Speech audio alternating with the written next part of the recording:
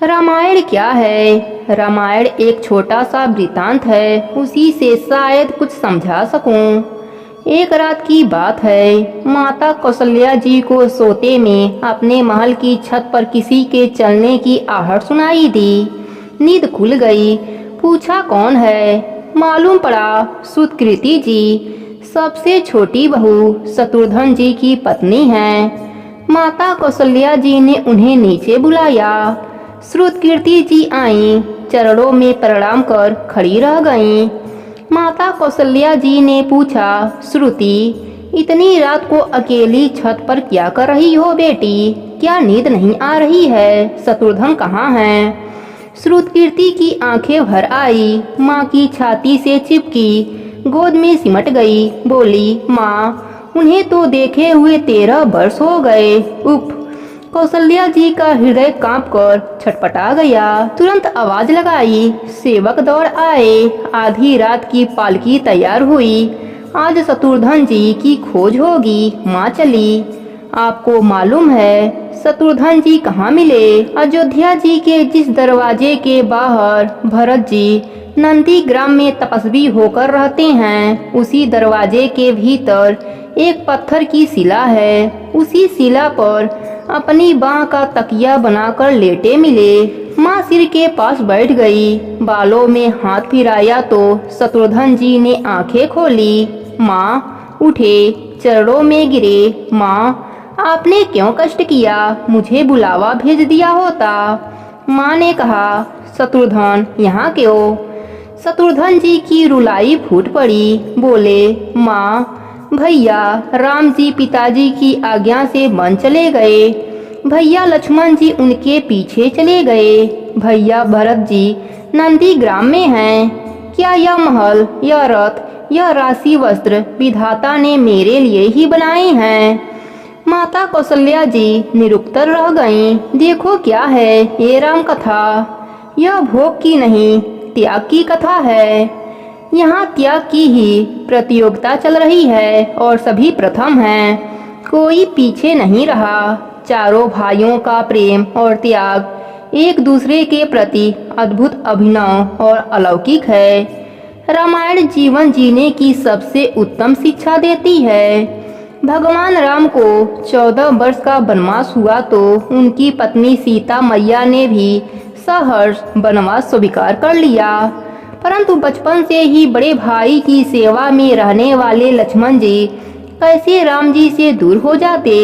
माता सुमित्रा से तो उन्होंने आज्ञा ले ली थी बन जाने की, परंतु जब पत्नी उर्मिला के कच्छ की ओर बढ़ रहे थे तो सोच रहे थे कि माँ ने तो आज्ञा दे दी, परंतु उर्मिला को कैसे समझाऊंगा, क्या बोलूंगा उनसे?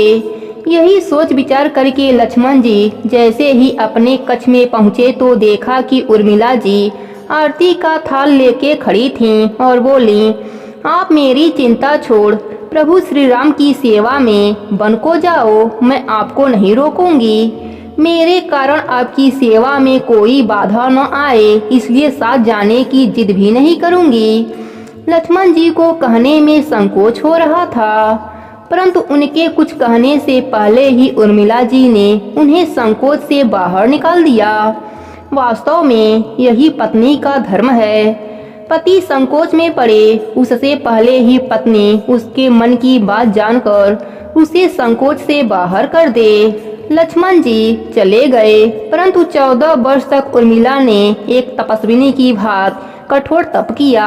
वन में प्रभु श्री राम माता सीता की सेवा में लक्ष्मण जी कभी सोए नहीं, परंतु उर्मिला ने भी अपने महलों के द्वार कभी बंद नहीं किए और सारी रात जागकर उस दीपक की लौ को बुझने ही नहीं दिया। मेघनाथ से युद्ध करते हुए जब लक्ष्मण जी को शक्ति लग जाती है और हनुमान जी उनके लिए संजीवनी का पर्वत लेके लौट रहे होते हैं, तो बीच में जब हनुमान जी अयोध्या के ऊपर से गुजर रहे थे तो भरत जी उन्हें राक्षस समझकर बाण मारते हैं और हनुमान जी गिर जाते हैं। तब हनुमान जी सारा वृत्तांत सुनाते हैं कि सीता जी को रावण हर ले गया, लक्ष्मण जी युद्ध में मूर्छित हो गए हैं। यह सुनते ही कौशल्या जी कहती हैं कि राम को कहना कि लक्ष्मण के बिना अयोध्या में पैर भी मत रखना, राम वन में ही रहे। माता सुमित्रा कहती हैं, राम से कहना कि कोई बात नहीं, अभी शत्रुघ्न है, मैं उसे भेज दूंगी। मेरे दोनों पुत्र राम सेवा के लिए ही जन्मे हैं। माताओं का प्रेम देखकर हनुमान जी की आंखों से अश्रुधारा बह रही थी, परंतु जब उन्होंने उर्मिला जी को देखा तो सोचने लगे कि यह तो एकदम शांत और प्रसन्न खड़ी हैं। क्या इन्हें अपने पति के प्राणों की कोई चिंता नहीं? हनुमान जी पूछते हैं, देवी आपकी प्रशंसा का कारण क्या है? आपके पति के प्राण संकट में हैं। सूर्य उदय होते ही सूर्यकुल का दीपक बुझ जाएगा।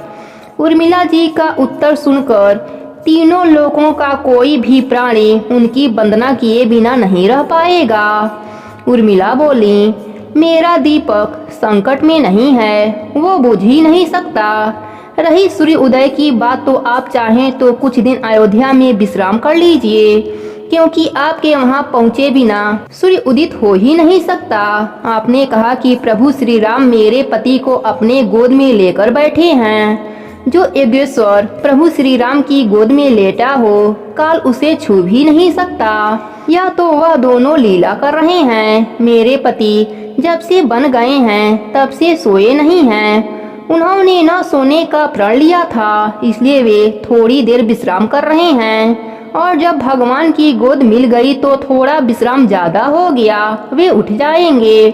और शक्ति मेरे पति को नहीं लगी, शक्ति तो प्रभु श्री राम जी को लगी है। मेरे पति के हर श्वास में राम है, हर धड़कन में राम, उनके रोम रोम में राम, उनके खून की बूंद बूंद में राम। और जब उनके शरीर और आत्मा में सिर्फ राम है तो शक्ति राम जी को ही लगी, दर्द राम जी को ही होगा।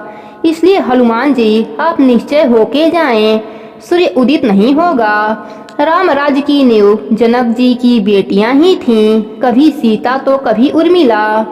भगवान राम ने तो केवल राम राज्य का कलश स्थापित किया, परंतु वास्तव में राम राज्य इन सब के प्रेम, त्याग, समर्पण और बलिदान से ही आया। जिस मनुष्य से प्रेम, त्याग, समर्पण की भावना हो, उस मनुष्य में राम ही बसता है। कभी समय मिले तो अपने वेद, पुराण, गीता, रामायण को पढ़ने और समझने का प्रयास कीजिएगा।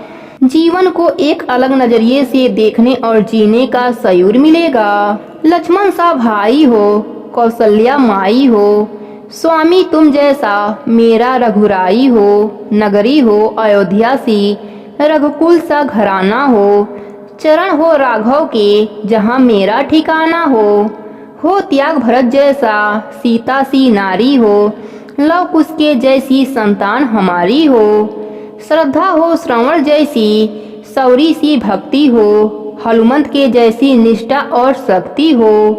यह रामायण है, पुण्य कथा श्री राम की। प्रेम से बोलिए जय श्री राम।